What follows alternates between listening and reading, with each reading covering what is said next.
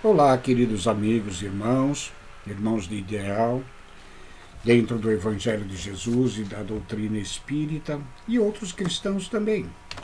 Nós estamos aqui estudando algumas questões do Livro dos Espíritos que Chico Xavier estudou com o seu grupo lá no final da década de 1950, onde, ao final de cada um destes estudos, Emmanuel trazia algumas lições que servem para as nossas reflexões. A primeira questão que nós vamos ver hoje está contida na terceira parte do Livro dos Espíritos, nas Leis Morais, tratando agora sobre a perfeição moral. Na questão 903, Kardec pergunta: há culpa em estudar os defeitos dos outros? A resposta: se é para os criticar e divulgar, há muita culpa, porque é falta de caridade. Se é para fazê-lo em seu proveito próprio, pessoal, e os evitar em si mesmo, isso pode algumas vezes ser útil. Mas é preciso não esquecer que a indulgência pelos defeitos alheios é uma das virtudes contidas na própria caridade. Antes de fazer aos outros uma censura de suas imperfeições, vede se não se pode dizer a mesma coisa de vós. Esforçai-vos, portanto, em ter as qualidades opostas aos defeitos que criticais nos outros. Esse é o meio de vos tornardes superiores. Se os censurais por serem avarentos, sede vós generosos. Por serem orgulhosos, sede humildes e modestos. Se forem duros, sede vós dóceis. Por agirem com baixeza, sede grandes em todas as vossas ações. Em uma palavra, fazeis de tal maneira que não vos possam aplicar as palavras do Mestre Jesus. Ele vê um argueiro no olho do seu vizinho, mas não vê uma trave no seu. Ou seja, ele vê e enxerga os defeitos dos outros, mas não enxerga os defeitos que ele próprio tem em si próprio. Primeiro arranque a trave do seu olho, ou seja, os seus defeitos, e depois ajude o seu semelhante a tirar o argueiro, ou a eliminar o defeito do outro, sem o divulgá-lo com propósitos de baixeza. A respeito desta questão, a 903, que foi estudada pelo Chico no dia 27 de fevereiro de 1959, no livro Religião dos Espíritos, há uma mensagem bastante curta de Emmanuel, mas com uma profundidade muito grande. Imagina-te aplicando vasta porção de borralho sobre a plantação nascente que espera a colheita farta, servindo o líquido antisséptico na água destinada àqueles cuja sede te propõe extinguir, misturando certa quantidade de cal bruta à refeição do companheiro de quem desejas matar a fome, deitando fel na iguaria endereçada ao vizinho a quem almejas agradar, ou vestindo até alguém com determinada peça forrada com alfinetes espetantes, e compreenderás certamente o que seja a prática da censura incorporada ao teu propósito de servir.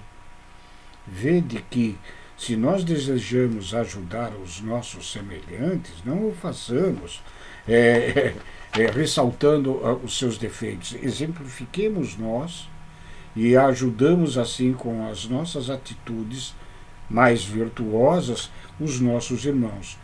Evidentemente que a caridade implica em termos também a indulgência para com os outros.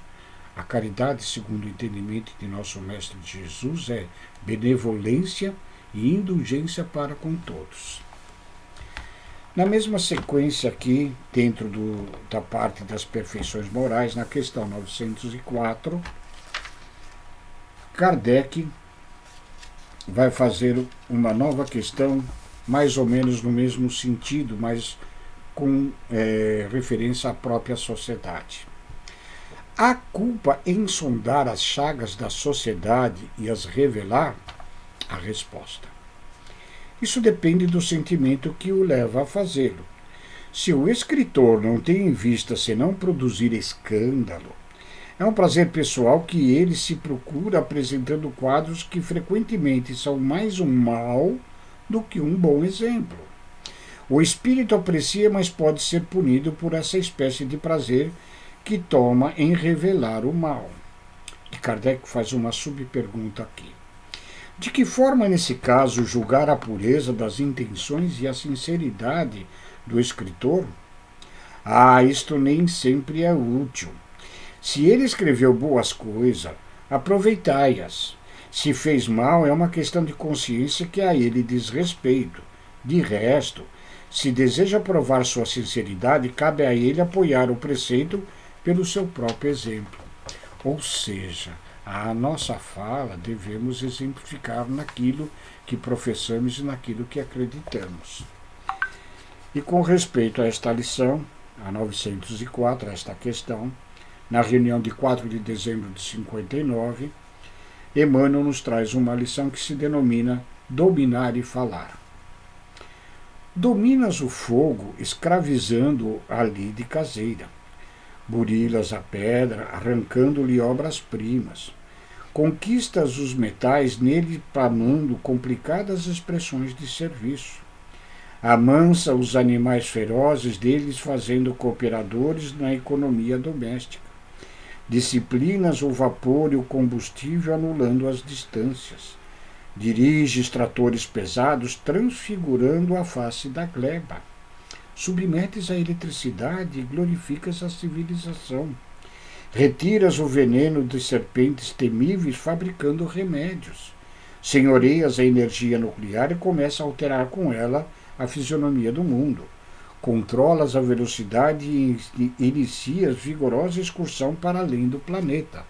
Ou seja, nós, no processo evolutivo, ainda aqui no campo terrestre, nós dominamos muitas forças da natureza, descobrimos outras tantas coisas em benefício da própria evolução da civilização, da sociedade. Entretanto, diz-nos Emmanuel, ai de nós que trazemos ainda leve músculo selvagem, muito distante da educação. Com ele forjamos guerras, libertamos instintos inferiores, destruímos lares, empestamos vidas alheias, envilecemos o caminho dos outros, corrompemos o próximo, revolvemos o lixo moral da terra, veiculamos o pessimismo, criamos infinitos problemas, injuriamos, caluniamos, criticamos e deprimimos. Esse órgão minúsculo é a nossa língua, lâmina pequena embainhada na nossa boca, instrumento sublime feito para louvar e instruir, ajudar e incentivar o bem. Quantas vezes nos valemos dela, no entanto, para censurar e vergastar, perturbar e ferir. Governemo-la, pois transformando-a em leme de paz e amor no barco de nossas vidas, e alicerçando nas lições do Evangelho, roguemos a Deus nos inspire sempre a dizer isso ou aquilo como o próprio Jesus desejaria ter dito. Ou seja, sempre que vamos utilizar da fala, e nos referindo principalmente ao outro, vejamos se Jesus teria falado aquilo que nós iríamos falar. Com certeza, este será um exemplo a seguir. Falar, sentir e dizer como nosso Mestre Jesus.